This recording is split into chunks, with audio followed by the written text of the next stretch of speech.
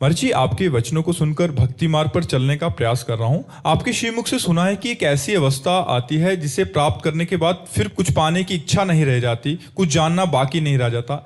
महाराज जी, साधक ऐसा क्या प्राप्त कर लेता है कि उसके भीतर फिर कुछ भी पाने की, जानने की इच्छा शेष नहीं रह जाती? उस अवस्था को कैसे प्राप्त कर सकते हैं? ये रहस्य है, अगर समझ में आ जाए आपकी। आत्मा पूर्ण तृप्त है, आत्मा में कभी अभाव नहीं होता।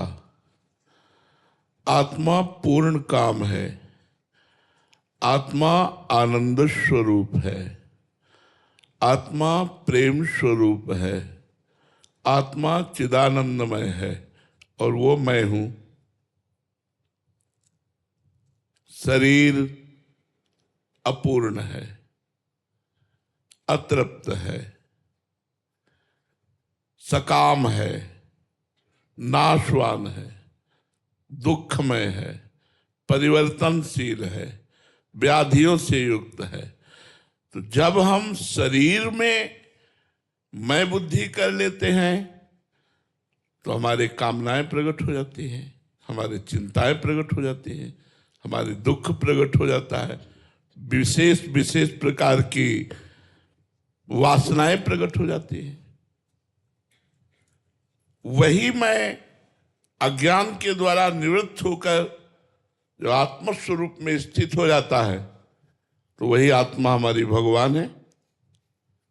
चाहे भगवान में स्थित हो जाए या आत्मस्वरूप में स्थित हो जाए, तो जहां भगवान में स्थित हुआ तो पूर्ण काम, परमानंदमय, अखंड शांति, ये सब उसको प्राप्त हो जाती है। अब उसे कुछ जानना बाकी नहीं रहता, कुछ पाना बाकी नहीं रहता, कोई चाह नहीं रहती, कोई सोच नहीं रहती। एक परमानंदमय स्थिति, गाढ़ आनंद।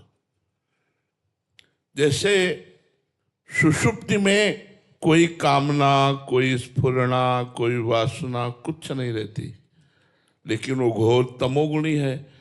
ऐसे जागृत में त्रिगुणातीत अवस्था अपने आत्मस्वरूप को प्राप्त होकर ज्ञानी महात्मा पूर्ण निष्काम हो जाता है। नहीं स्वात्मा रामम विषय मृग तृष्णाम भ्रमयति। आत्माराम पुरुष कभी विषय रूपी मृग तृष्णा में भ्रमित नहीं होता। ऐसे ही जो भगवान की भक्ति में ऊंचाई पर पहुंचता है, शरीर, शरीर संबंधी भोग, शरीर संबंधी रिश्ते नातेदार, इनसे ऊंचे उठ जाता है और भगवान में उसकी रति हो जाती है, तो उसकी ऐसी स्थिति हो जाती है, कोई कामना नहीं, कोई चाह नहीं, कोई अहंकार नहीं, कोई ममता नहीं। बड़ा सुंदर दिव्य स्वरूप होता है। तो जाहि न चाही कबहु कछु तुम सन सहज स्नेह, बसहु निरंतर तासुर सुराउर निजगे। जिसकी चाह मिट गई, भगवान से सहज प्रेम हो गया, तो स्वयं परमानंद में भगवान उसके हृदय में प्रकट हो जाते हैं। है सबके हृदय में, पर त्रिगुण माया का पर्दा लगाकर भगवान है और भक्त के हृदय में प्रकाशित हो जाते हैं। जहाँ भय प्रकट कृपाला दीन दयाला, तो हृदय आनंद से भरकर कभी नाचता है, कभी हंसता है, कभी गाता है, कभी समाधिस्थ रहता है। न लाज तीन लोकन की, न वेद को कहो करे, न शंख भूत प्रेत की, न देव जच्छते डरे, सुने न कान और की, दृश्य न और इच्छना। ऐसी स्थिति हो जाती है। इसलिए देह भाव त्यागने की आवश्यकता है साधना करके। और जब देह भाव त्याग हो जाता है, साध्य में स्थित हो जाता है, तो फिर कोई ना करने की चाह रहती है, ना पाने की चाह रहती है। जी।